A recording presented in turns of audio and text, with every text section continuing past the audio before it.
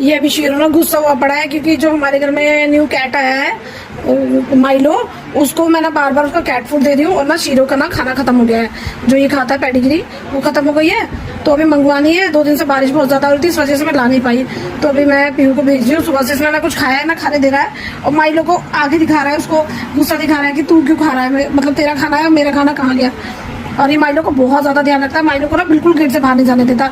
जैसे माइलो अगर बाहर निकलने की कोशिश करेगा तो उसको इतना ध्यान रख रहा है कि कोई इसे मारे ना काटे ना। मेरा शीरो ना बहुत ज्यादा ये बेला का शुरू हो गया डिस्को डांस। बेलू बेलू डांसी डांसी डांसी डांसी।